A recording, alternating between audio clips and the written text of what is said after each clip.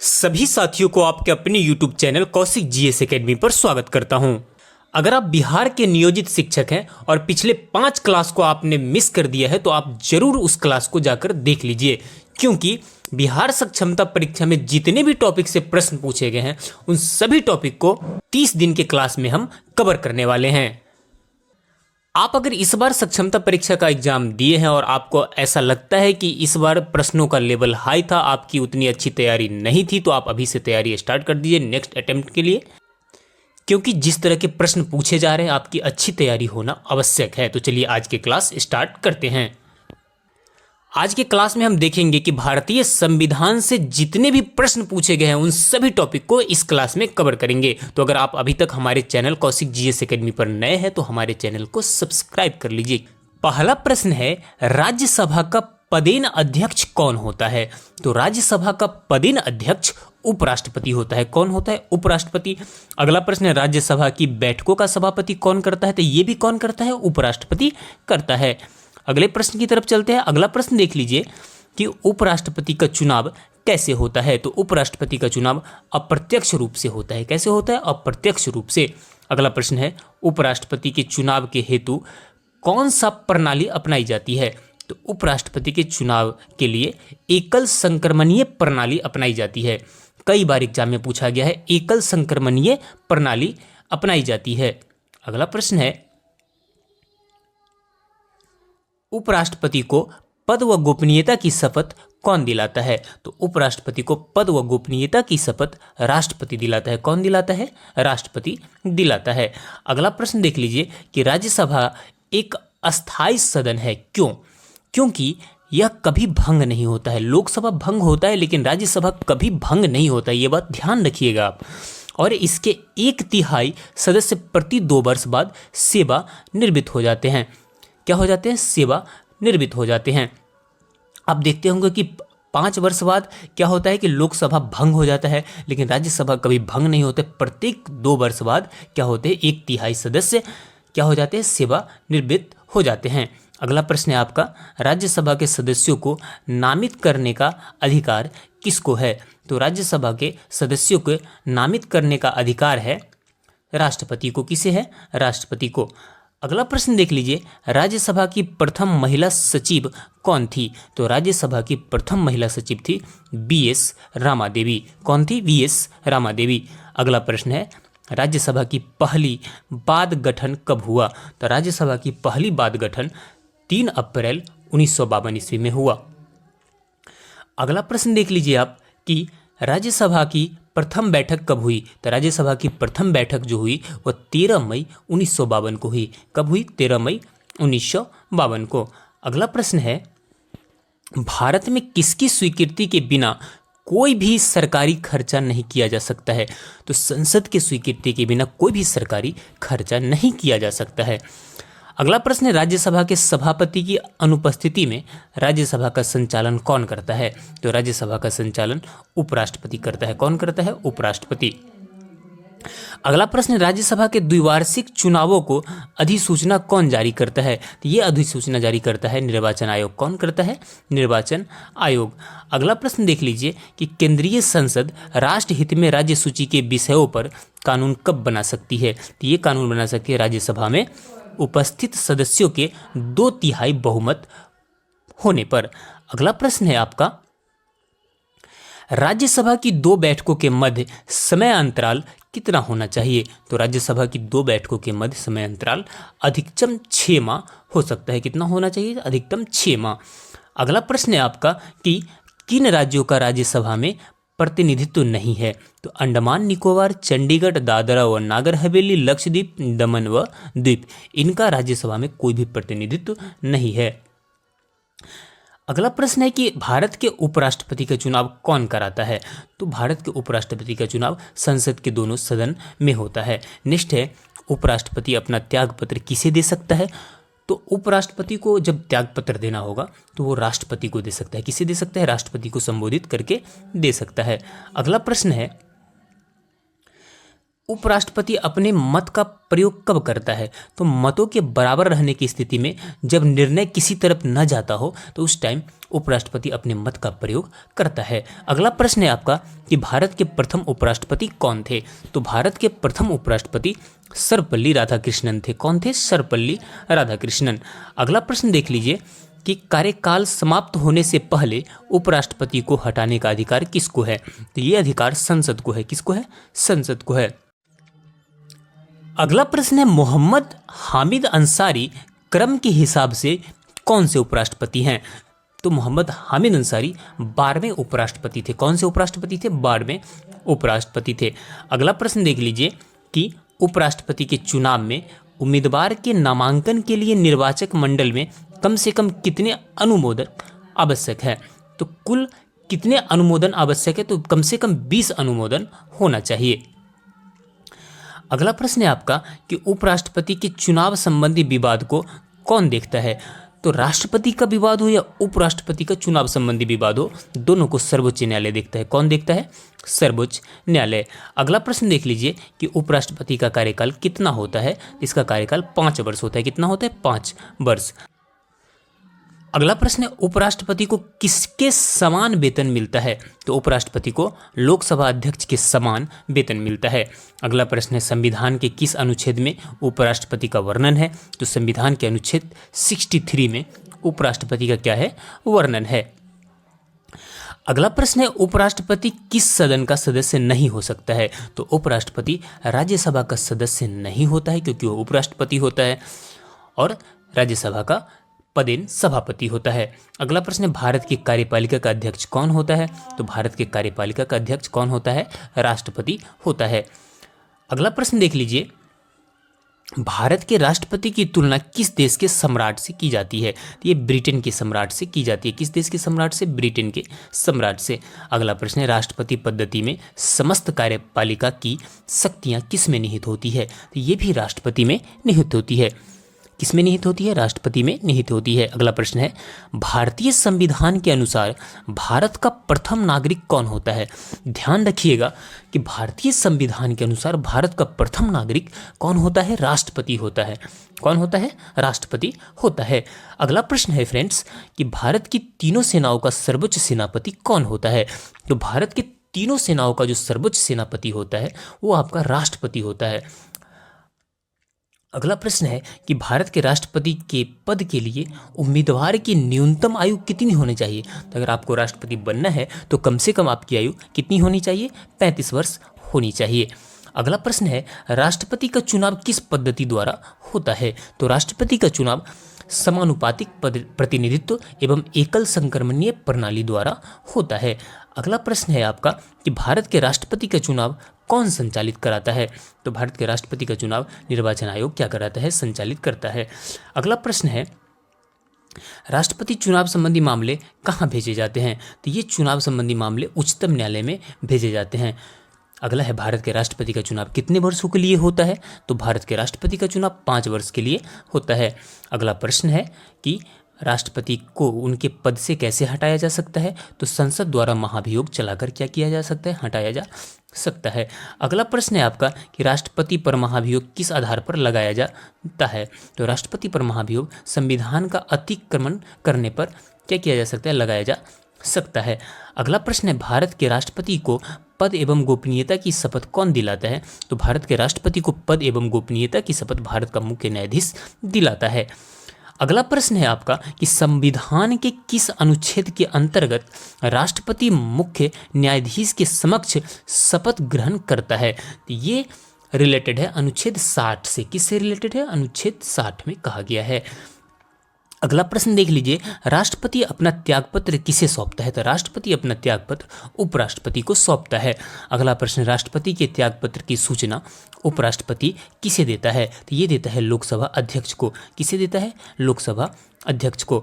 अगले प्रश्न की तरफ चलते हैं। अगला प्रश्न भारत के कौन से राष्ट्रपति निर्विरोध चुने गए थे? तो ये चुने गए थे नीलम संजीव रेड्डी। कौन चुने गए थे? नीलम संजीव रेड्डी। अगला प्रश्न है स्वतंत्र भारत के प्रथम राष्ट्रपति किस राज्य के थे? तो स्वतंत्र भारत के प्रथम राष्ट्रपति बिहार के थे। आप सभी को पता है कि डॉक्टर राजेंद्र प्रसाद भारत के प्रथम राष्ट्रपति थे। अगला प्रश्न है भारत के किस राष्ट्रपति की मृत्यु कार्यकाल खत्म होने से पहले हुई।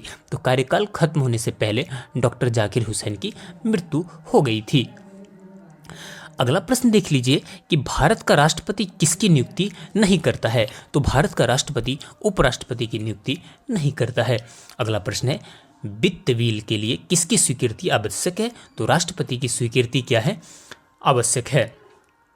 अगला प्रश्न है लोकसभा व राज्यसभा में राष्ट्रपति कुल कितने सदस्य मनोनीत कर सकते हैं। तो आपको पता है कि लोकसभा में आपका 2 सदस्य और राज्यसभा में कुल 12 सदस्यों को राष्ट्रपति क्या कर सकते हैं, मनोनीत कर सकते हैं। अगले प्रश्न की तरफ चलते हैं। तो अगला प्रश्न देख लीजिए भारत के राष्ट्रपति को कौन सलाह देता है। तो भारत के राष्ट्रपति को संघीय मंत्री परिषद क्या करता है, सलाह देता है।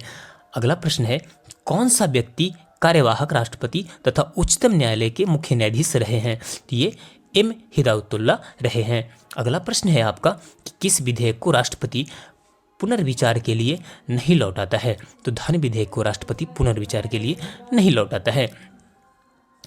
अगला है कि युद्ध अथवा बाहरी आक्रमण की स्थिति में आक्रमणकारी के विरुद्ध युद्ध की घोषणा कौन कर सकता है।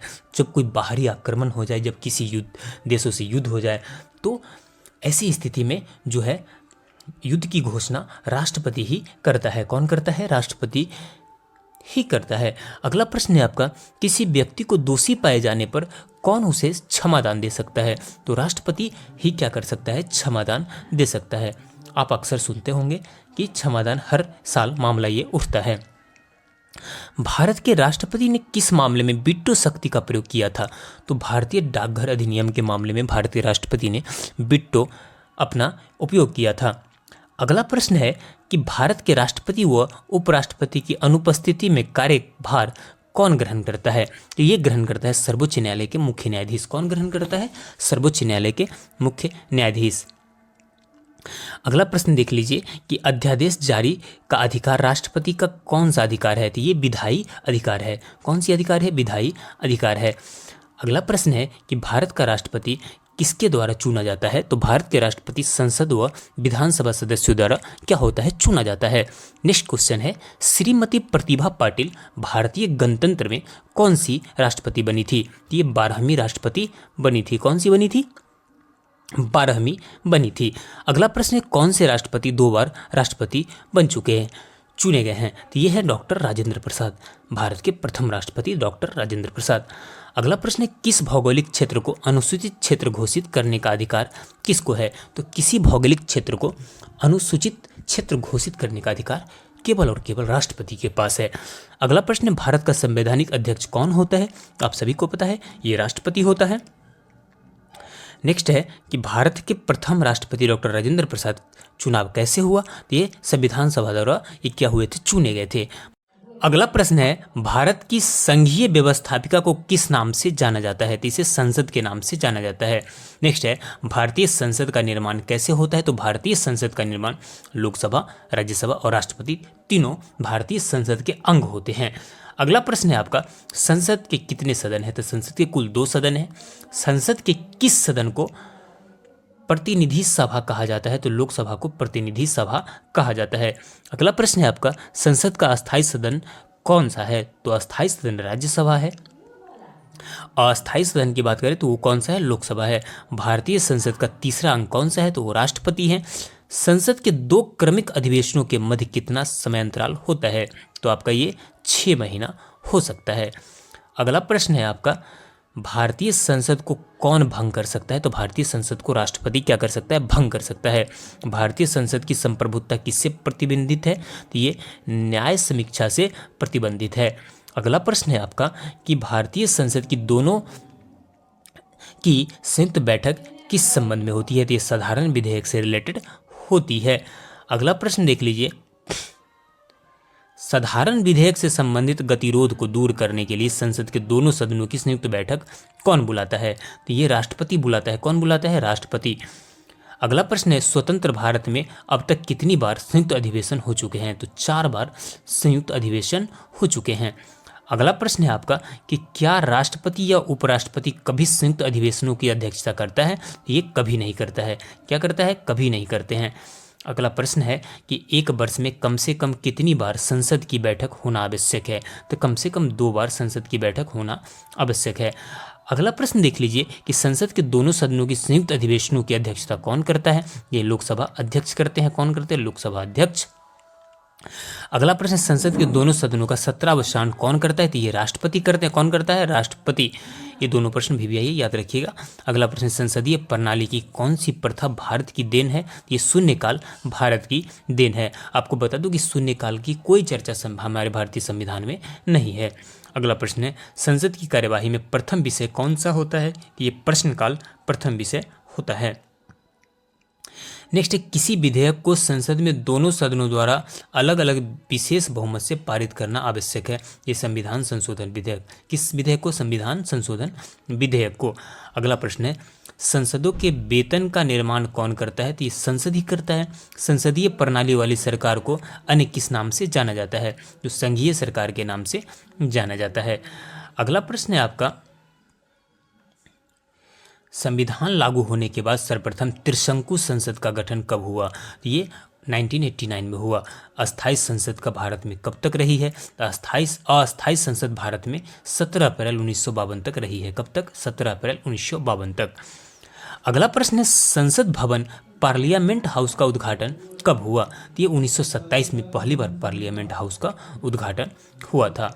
नेक्स्ट है आपका, संसद भवन पार्लियामेंट हाउस का उद्घाटन किसने किया था? तो लॉर्ड इरविन ने किया था। किसने किया था? लॉर्ड इरविन ने। अगला प्रश्न है, भारत की संचित निधि से धन निर्गत पर किसका नियंत्रण होता है? तो इस संसद का नियंत्रण होता है।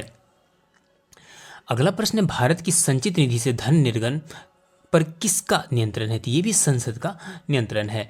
नेक्स्ट क्वेश्चन है आपका, राज्यसभा और लोकसभा की संयुक्त बैठक कब होता है? तो ये लोकसभा और राज्यसभा में मतभेद होने पर दोनों का संयुक्त बैठक होता है। अगला प्रश्न है आपका कि संसद का निम्न सदन कौन सा होता है? तो संसद का जो निचला सदन होता है वो लोकसभा होता है, उच्च सदन राज्यसभा होता है। संसद का उच्च सदन कौन होता है? तो ये कौन होता है? राज्यसभा होता है, जो अस्थायी होता है। अगला प्रश्न है आपका कि संसद के किस सदस्य को गैर सरकारी सदस्य कहा जाता है? तो मंत्री के अतिरिक्त अन्य सभी सदस्यों को गैर सरकारी सदस्य कहा जाता है। सर्वप्रथम संविधान सभा की बैठक कब हुई? तो 9 दिसंबर 1946 को हुई। कब हुई? 9 दिसंबर 1946 को।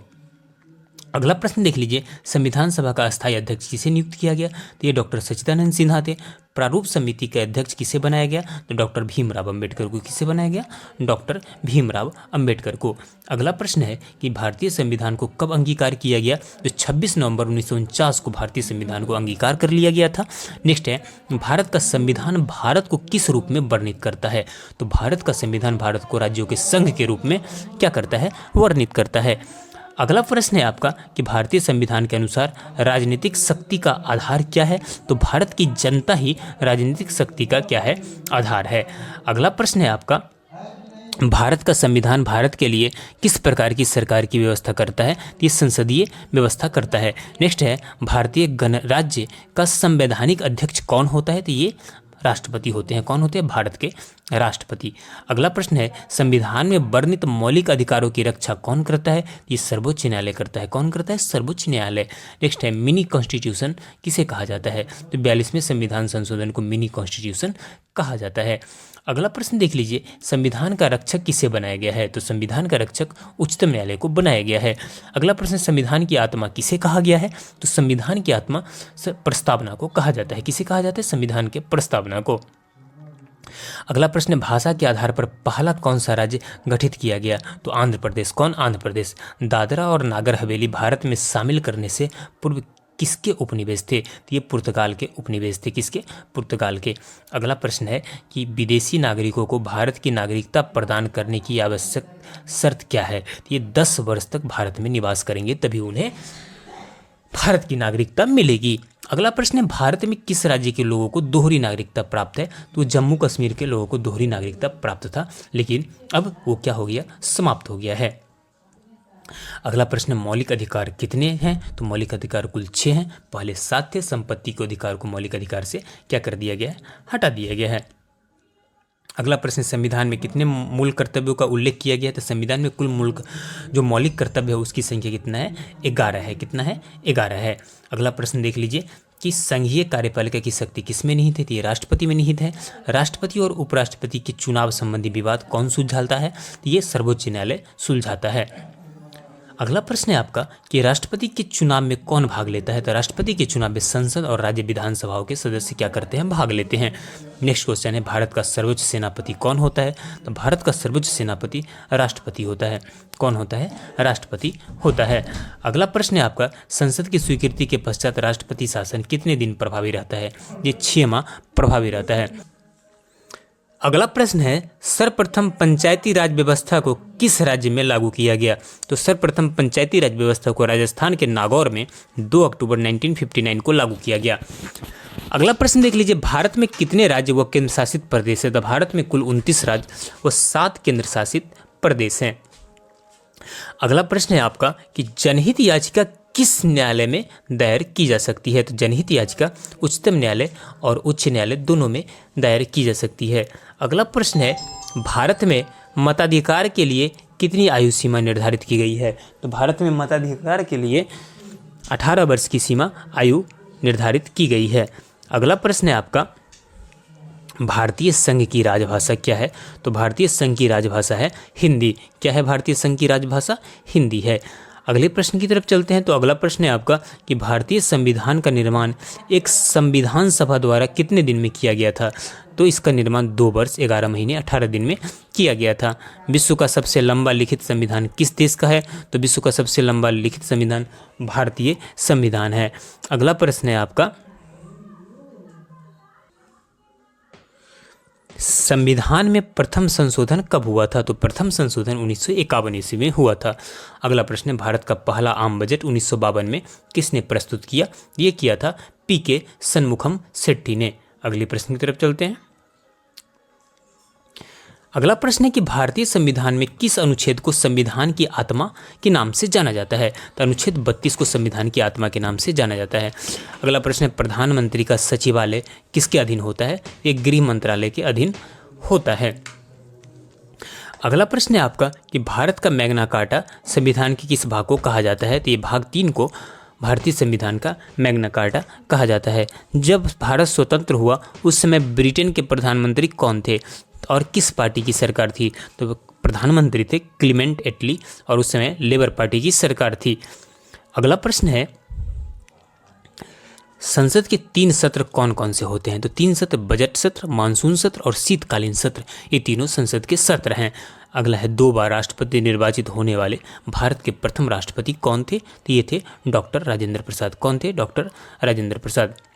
अगला प्रश्न है कि जब भारतीय संविधान किस दिन लागू हुआ? तो 26 जनवरी 1950 को लागू हुआ।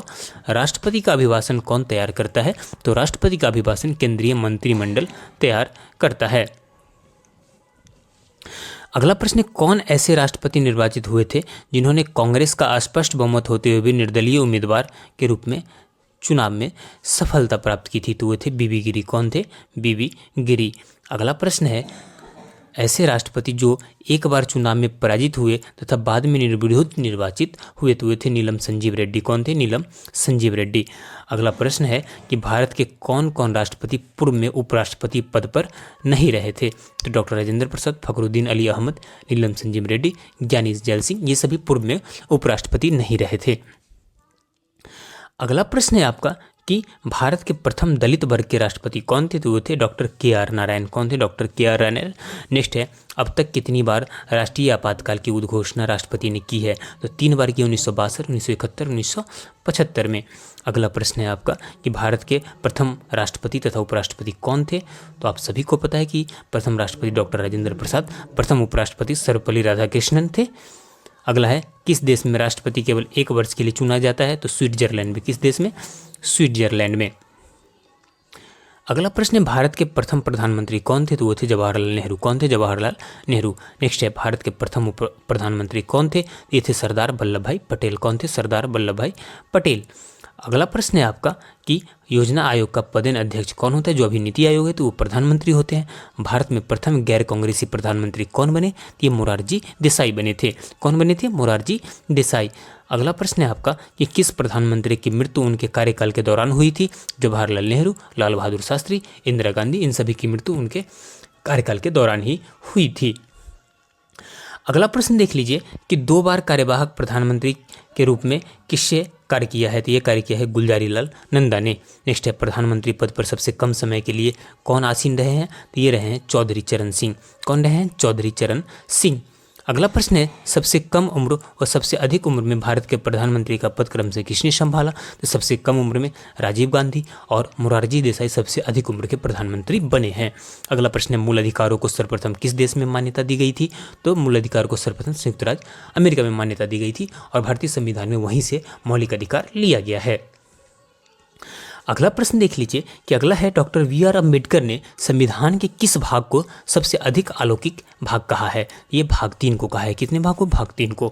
नेक्स्ट है भारत के संविधान में मूल अधिकार क्या है? तो मूल संविधान का हिस्सा है। क्या है? मूल संविधान का हिस्सा है।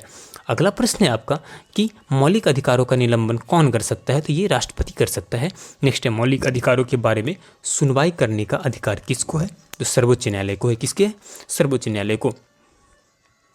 अगला प्रश्न भारतीय संविधान का अस्पृश्यता उन्मूलन किस अनुच्छेद में है? तो यह अनुच्छेद 17 में छुआछूत से रिलेटेड है। अगला प्रश्न मौलिक अधिकारों का मुख्य उद्देश्य क्या है? तो व्यक्तिगत स्वतंत्रता को सुनिश्चित करना। क्या है? व्यक्तिगत स्वतंत्रता को सुनिश्चित करना। अगला प्रश्न है आपका कि स्वतंत्रता का अधिकार किस अनुच्छेद में वर्णित है? तो यह अनुच्छेद 19 से 22 में स्वतंत्रता का अधिकार वर्णित है। नेक्स्ट है सूचना का अधिकार किस अनुच्छेद में जोड़ा गया है? तो सूचना का अधिकार 19 के क में जोड़ा गया है। अगला प्रश्न देख लीजिए शिक्षा का अधिकार किस अनुच्छेद में जोड़ा गया है? तो 21 के क में। अनुच्छेद 24 में मौलिक अधिकारों में क्या वर्णित है? तो अनुच्छेद 24 में कहा गया है कि बच्चों के शोषण के विरुद्ध अधिकार है, यानी बच्चों के साथ आप शोषण नहीं कर सकते हैं। अगला प्रश्न है आपका कि संपत्ति का अधिकार कैसा अधिकार है? तो ये कानूनी अधिकार हो गया है। कैसा अधिकार हो गया है? कानूनी अधिकार हो गया है। अगला प्रश्न धार्मिक स्वतंत्रता का अधिकार किस अनुच्छेद में है? तो ये अधिकार है अनुच्छेद 25 में। किस में है? अनुच्छेद 25 में। नेक्स्ट है मौलिक अधिकारों में संशोधन का अधिकार किसको है? तो ये संसद को है। किसको है? संसद को। किस बाद में संसद को मौलिक अधिकारों में संशोधन का अधिकार दिया गया है? तो ये केशवानंद भारती बाद में दिया गया है। अगला प्रश्न की तरफ चलते हैं। तो अगला प्रश्न देख लीजिए कि कौन सा मूल अधिकार विदेशी नागरिकों को प्राप्त नहीं है? ये अभिव्यक्ति की स्वतंत्रता का अधिकार विदेशी नागरिकों को प्राप्त नहीं है। अगला प्रश्न है 6 वर्ष से 14 वर्ष की आयु तक शिक्षा का अधिकार कैसे अधिकार है? ये मूल अधिकार है। कैसा अधिकार है? मूल अधिकार है। अगला प्रश्न देख लीजिए बी.आर. अम्बेडकर ने किसे संविधान का हृदय एवं आत्मा की संज्ञा दी है? तो संवैधानिक उपचारों को हृदय एवं आत्मा की संज्ञा दी है। अगला प्रश्न मौलिक अधिकारों की लागू करने के लिए रिट दायर की जाती है। कहाँ की जाती है? तो उच्चतम न्यायालय में। कहाँ? उच्चतम न्यायालय में। अगला प्रश्न है किस कैदी को न्यायालय के समक्ष प्रस्तुत करवाने के लिए रिट की आवश्यकता होती है? तो ये बंदी प्रत्यक्षीकरण। अगला है व्यक्तिगत स्वतंत्रता के लिए कौन सी रिट दायर की जाती है? तो हेबियस कॉर्पस। कौन सी? Habeas corpus. अगला प्रश्न है मूल अधिकारों पर प्रतिबंध लगाने का अधिकार किसके पास है? ये संसद के पास है। किसके पास है? संसद के पास। प्रेस की स्वतंत्रता किस अधिकार में निहित है? ये भाषण स्वतंत्रता में निहित है। अगला प्रश्न है संविधान के अनुच्छेद 23 में क्या वर्णन है? तो शोषण के विरुद्ध अधिकार क्या है? वर्णन है। भारतीय संविधान में नागरिकता संबंधी अधिकार किस अनुच्छेद में दिए गए हैं? तो नागरिकता संबंधी अधिकार अनुच्छेद 5 से 11 में दिए गए हैं। अगला प्रश्न देख लीजिए किस अनुच्छेद के तहत संसद को नागरिकता के संबंध में कानून बनाने का अधिकार है? या अनुच्छेद 11 के तहत। नागरिक बनने के लिए क्या शर्त आवश्यक है? तो राज्य की सदस्यता। क्या है? राज्य की सदस्यता। अगला प्रश्न है आपका कि नागरिकता किस प्रकार छीनी जा सकती है या समाप्त हो सकती है? तो देशद्रोह के आरोप में यह वो आरोप सिद्ध होने पर यह छीन जा सकती है। नेक्स्ट है भारतीय संविधान में शामिल इकहरी नागरिकता किस देश के संविधान से लिया गया है? तो ये ब्रिटेन के संविधान से क्या किया गया है? लिया गया है। अगला प्रश्न है आपका किस देश में दोहरी नागरिकता का प्रावधान नहीं है? तो संयुक्त राज्य अमेरिका में दोहरी नागरिकता का प्रावधान नहीं है। अगला है भारत के नागरिकों को कितनी प्रकार से नागरिकता प्राप्त है? तो भारत के नागरिकों को केवल एक प्रकार से नागरिकता प्राप्त है। अगला प्रश्न है आपका कि संविधान द्वारा प्रदत्त नागरिकता के संबंध में संसद ने एक व्यापक नागरिकता अधिनियम कब लागू किया? तो 1955 में लागू किया। अगला है नागरिकता प्राप्त करने व खोने के लिए विषय की विस्तार से चर्चा कहाँ पर है? तो 1955 अधिनियम में है। अगले प्रश्न की तरफ चलते हैं। तो अगला प्रश्न देख लीजिए, कितने वर्षों तक बाहर रहने पर नागरिकता समाप्त हो सकती है? तो 7 वर्ष है। भारतीय संविधान संसदीय प्रणाली किस देश के संविधान से ली गई है? तो इंग्लैंड के संविधान से संसदीय प्रणाली ली गई है। अगला प्रश्न है, भारतीय संविधान का कौन सा लक्षण आयरिश संविधान से अनुप्रेरित है? ये नीति निर्देशक तत्व। कौन है नीति निर्देशक तत्व? भारतीय संविधान का सबसे बड़ा एकाकी स्रोत कौन सा है? तो ये गवर्नमेंट ऑफ इंडिया एक्ट 1935 है। अगला प्रश्न है आपका कि भारतीय संविधान की संघीय व्यवस्था किस देश की संघीय व्यवस्था से समानता रखती है? ये कनाडा से। संविधान सभा में समवर्ती सूची की प्रेरणा कहाँ से ली गई है? ये ऑस्ट्रेलिया से ली गई है। कहाँ से? ऑस्ट्रेलिया से। अगला प्रश्न, भारतीय संविधान में मौलिक कर्तव्यों को किस देश से लिया गया है? तो मौलिक कर्तव्य रूस के संविधान से लिया गया है। नेक्स्ट, राज्य में कलेक्टर का पद औपनिवेशिक शासन ने किस देश के से उधार लिया है? तो इंग्लैंड से उधार लिया है। कलेक्टर का पद कहाँ से लिया गया है? इंग्लैंड से। अगला प्रश्न देख लीजिए कि अगला है, कानून के समक्ष समान संरक्षण वाक्य कहाँ से लिया गया है? तो संयुक्त राज्य अमेरिका से लिया गया है। सर्वोच्च न्यायालय की व्यवस्था भारतीय संविधान ने किस देश के संविधान से ली है? ये संयुक्त राज्य अमेरिका के संविधान से ली है।